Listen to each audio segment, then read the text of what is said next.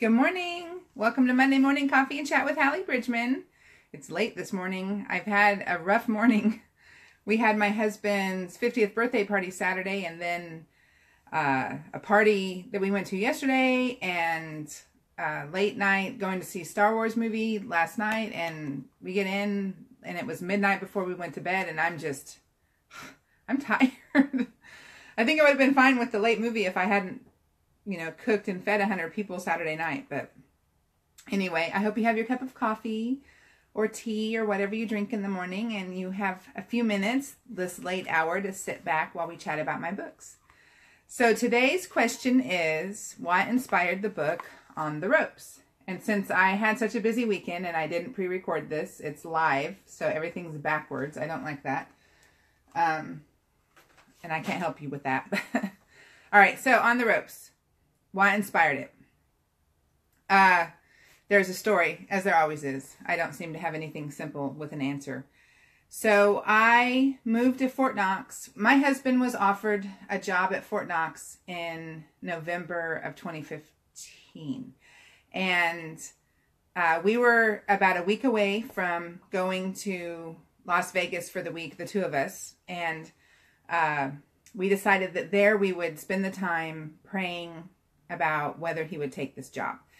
And so we went away, and before we went away, I had made a commitment to write On the Ropes for the box set that it was in. And it was going to be due, I think March 1st is when all the books were due for this box set. So we went to Vegas, and while we were there, we really prayed about it and then decided that we would take this job.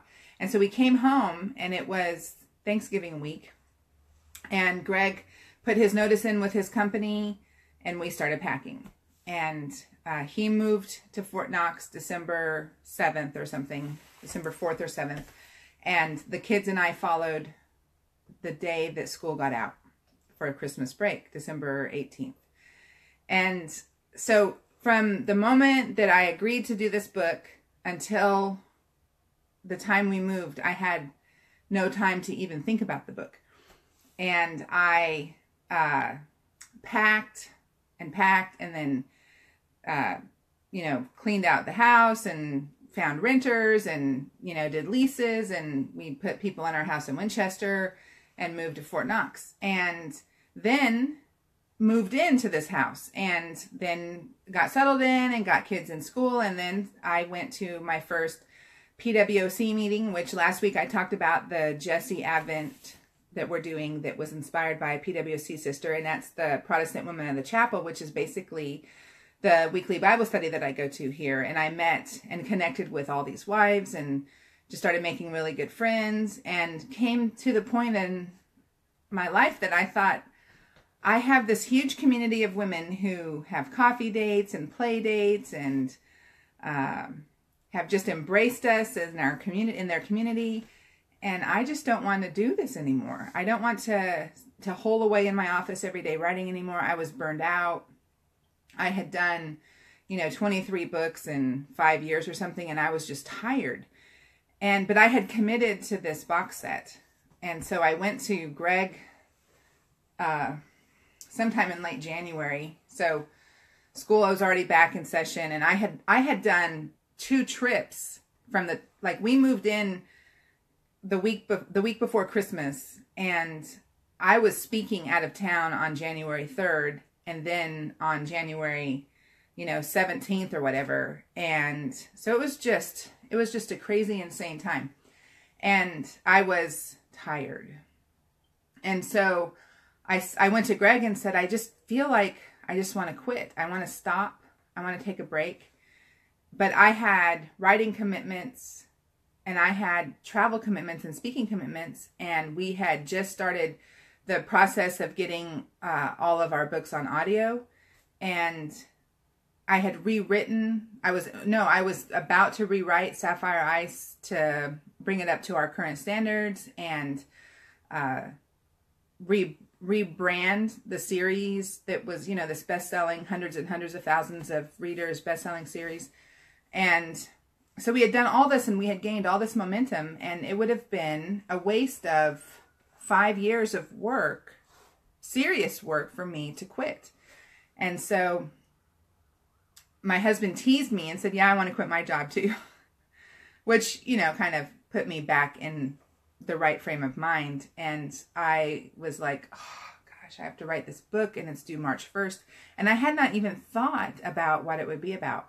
And on top of that, he was in this brand new job that was completely draining him mentally. And so my writing partner, who I count on so much to walk me through plots or to help me with issues or to, you know, give me a really good male perspective on male point of view, was not available to me because he was starting this brand new job and I could not bring myself to break into that mental exhaustion and make him help me. So I was completely on my own with it, and that's probably a big portion of why I didn't want to do it. And so the beginning of February rolled around, and March 1st, like I said, was the deadline, and it wouldn't only have to be written, it would also have to be edited. And, you know, my poor editor was waiting on this book.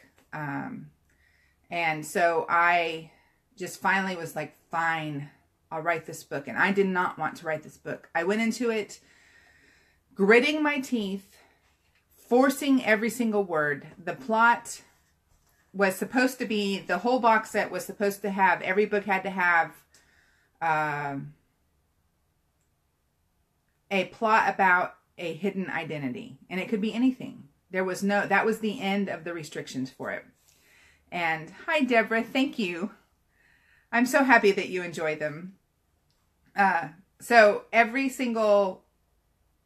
book in this box set had to be about a hidden identity. And all I could think about was witness protection, which is boring, you know. I mean, not boring, just done. And I didn't want to write it about witness protection, but that was all I could think about was witness protection. So I tried to have a unique spin on it, you know. And so I made it a twin. I made her a twin, and I made her, you know, boyfriend the mob boss's son, and, you know, all of these things to make her think that he's the bad guy and do all of this stuff. And that was how I was able to give it my own spin. But I will tell you, I wrote that book in 10 days. I wrote it with teeth gritted, fingers clenched on the keyboard, like, oh, I don't want to write this book, and I'm so tired of writing this book, and if I hadn't made this commitment, I wouldn't have to write this book, and if only I had known about the move before I made the commitment. And it was just on and on until I finished it. And when I finished it, I thought, I have just written a novella about sex trafficking and the mafia for a Christian collection, and I might have probably gone overboard because I was not really in the best frame of mind when I wrote it. So I sent it to my editor, and she wrote me back and said, honestly, I think this is probably the best book you've ever written. Which is kind of strange because, like I said, I wrote it completely on my own.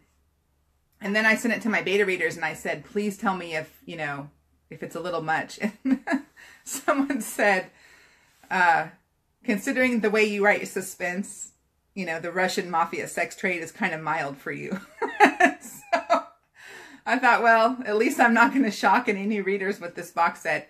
And by the time I finished it, and by the time the box set got published, and then On the Ropes got published on its own, I felt really good about it. It's actually one of my favorite books that I've written, and I now make it free. If someone signs up for my newsletter, they get On the Ropes automatically. And so I just did this huge newsletter, like this push sign up for my newsletter thing, and I got like 2,600 new newsletter readers. And so I'm getting almost every day 2 or 3 emails from people saying how much they love On the Ropes. And I know that the Holy Spirit completely inspired that story, despite the anger in my heart over having to write it. I mean, I had the power all along to just stop, but I'm thankful that I didn't. And when I finished that, and then I finished A Harmony for Steve a couple months later, I was able to then take a break. And that's what I really needed, was a break. And so when I started, you know, this past August back in full gear, I was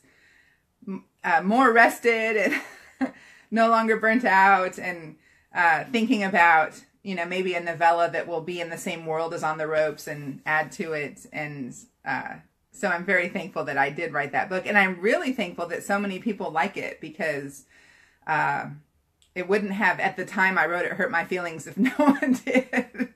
So that's why. So what inspired On the Ropes was the requirement for the box set to have a hidden identity story. And what's funny is that it was in the same box set with the author Elena Terry, who writes suspense. And so in this box set, both of us wrote Russian mafia sex trade, hidden witness protection. And then we just recently are in another box set called Out of the Blue Collection, and both of us also had the same plot with that one. And not the same plot, but the same, overall premise. And we were laughing about the fact that that's twice now we've written the same book without any kind of consultation with it. So thank you for your question. I appreciate all the questions I get. And if you have a question for me or my writing or anything, you can find the link on my website. It's on the sidebar. There's a cup of coffee and it says, have a question for Hallie. Or any newsletter I send out also has the link where you can ask a question, and you can ask me anything. I think that those of you who have kept up with my Monday morning coffee and chat series will know that I'll answer almost any question. And today we're putting up our Christmas tree. Yay, a week before Christmas, it'll go up. My kids will be very excited to actually take down Thanksgiving and put up Christmas. So, and then I'll actually start shopping for Christmas. But I hope that you have a wonderful week, and God bless you.